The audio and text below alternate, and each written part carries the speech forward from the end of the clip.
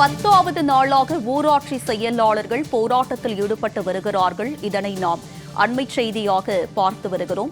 சென்னை பனகல் மாளிகையில் ஊராட்சி செயலாளர்கள் 10வது நாளாக காத்திருப்பு போராட்டத்தில் ஈடுபட்டு வருகிறார்கள். இதனை நாம் அண்மை செய்தியாக பார்த்து வருகிறோம். 10வது நாளாக ஊராட்சி செயலாளர்கள் காத்திருப்பு போராட்டத்தில் ஈடுபட்டு வருகிறார்கள். சென்னை பனகல் மாளிகை அருகே இதனை நாம் அண்மை செய்தியாக பார்த்து வருகிறோம். உறுதியளிக்கப்பட்ட ஓய்வூதிய திட்டத்தில் ஊராட்சி செயலாளர்களை சேர்க்க வலியுறுத்தி அவர்கள் போராட்டத்தில் ஈடுபட்டு வருகிறார்கள். சென்னை பனகல் மாளிகையில் 10வது நாளாக ஊராட்சி செயலாளர்கள் போராட்டத்தில் ஈடுபட்டு வருகிறார்கள். இதனை நாம் அண்மை செய்தியாக பார்த்து வருகிறோம். இது தொடர்பான கூடுதல் விவரங்களுடன் நேரலையில் இணைகிறார் எமது சிறப்பு செய்தியாளர் ராம்குமார். அவரிடம் விவரங்களை கேட்டு பெறலாம். ராம்குமார், சொல்லுங்க, 10வது நாளாக ஊராட்சி செயலாளர்களின் போராட்டம் தொடரும் நிலையில் அவர்களுடைய பிரதான கோரிக்கை என்ன? எத்தனை பேர் இந்த போராட்டத்தில் ஈடுபட்டிருக்கிறார்கள்? குறிப்பாக அவர்களிடம் பேச்சுவார்த்தை நடத்த வாய்ப்பு இருக்கா?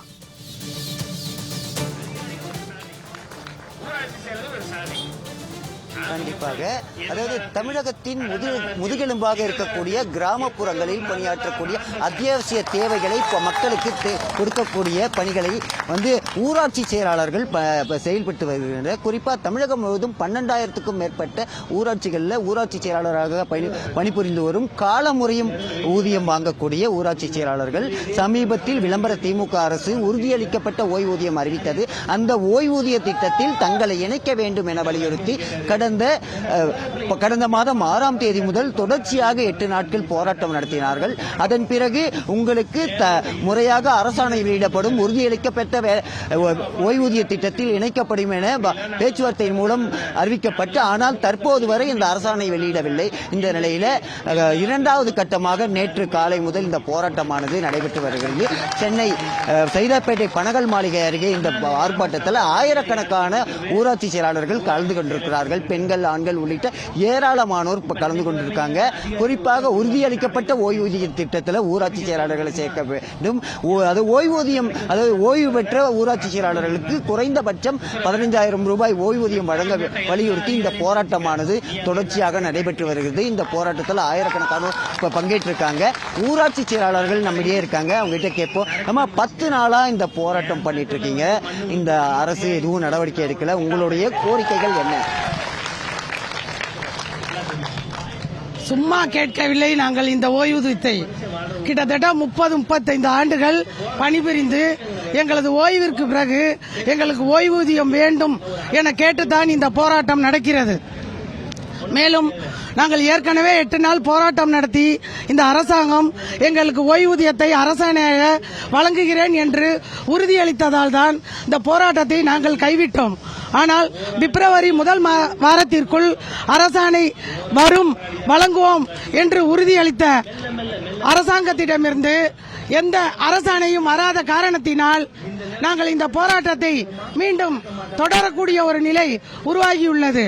நாங்கள் வேறு ஒன்றும் கேட்கவில்லை.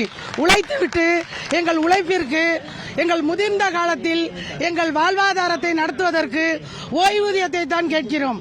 வேறு ஒன்றும் கேட்கவில்லை.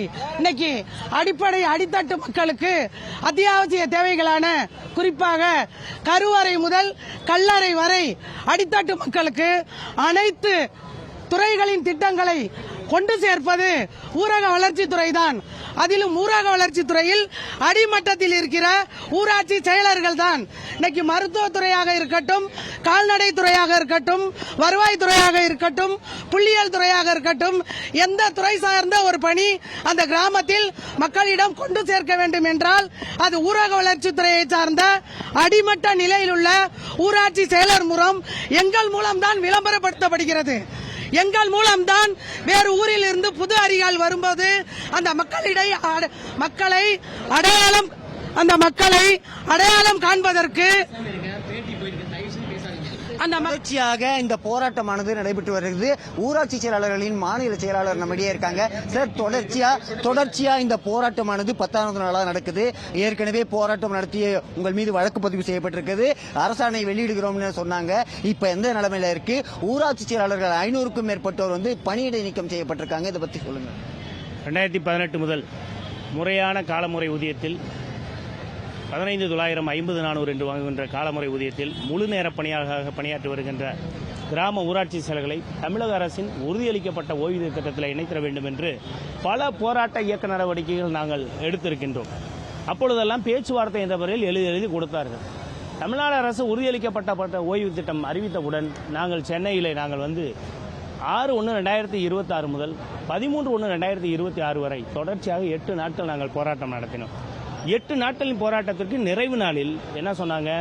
நாங்கள் தேர்தலுக்கு முன்பாக அரசாணை வெளியிடுவோம், விரைந்து வெளியிடுவோம் என்று எழுத்துப்பூர்வமாகவே கொடுத்திருக்கிறார். அப்படி கொடுத்துவிட்டு சில நாட்களில் முதலமைச்சர் அவர்கள் சட்டப்பேரவையில் என்ன சொல்கிறார்? பகுதி நேர பணியாளர்களான 7,700 ஊதியம் பெறும் பணியாளர்களும் ஊராட்சி செயல்கள் 15,900 அடிப்படை ஊதியம் காலமுறை ஊதியம் பெறும் பணியாளர்களும் ஒன்று என்று சொல்லி 3,400 ரூபாய் பென்ஷனை அறிவிக்கிறார்கள். இது தமிழ்நாட்டில் இருக்கக்கூடிய அனைத்து ஊராட்சி செயல்களையும் கொதிப்படைய வைத்துவிட்டது. மிகுந்த மன வருத்தத்தோடு நாங்கள் இன்றைக்கு 10வது நாள் போராட்டமாக, இப்பொழுது 2ஆம் கட்டமாக 2ஆம் நாள் போராட்டமாக நாங்கள் நடத்தி கொண்டிருக்கிறோம். 2 தினங்களாக முந்தான நாள் எங்களுக்கு பேச்சுவார்த்தை என்ற முறையில் அழைத்து மிரட்டுகிறார்கள், உருட்டுகிறார்கள். நேற்று மதியம் முதல் இன்று காலை வரை 500க்கும் மேற்பட்ட ஊராட்சி செயலர்களை தமிழ்நாடு எங்கும் சஸ்பெண்ட் செய்திருக்கிறார்கள். நாங்கள் எங்களுடைய உரிமையை கேட்கிறோம். சமநீதி அரசாங்கம், சமூக நீதி அரசாங்கம் என்று நம்முடைய தமிழ்நாடு அரசு சொல்லுகிறது. அண்ணா, பெரியார், அம்பேத்கர் மண். இந்த மண்ணில் கடைநிலையில் இருக்கக்கூடிய போராடக்கூடிய பணியாளர்களை உடனடியாக சஸ்பெண்ட் செய்வது எந்த வகையில் நியாயம்? இது எப்படி சமூக நீதியாகும்? மாண்புமிகு முதலமைச்சர் அவர்களுக்கு நற்பெயரை களங்கம் விளைக்கும் விதமாக இப்படி செய்து கொண்டிருக்கிறார்கள் இந்த அரசு அதிகாரிகள்.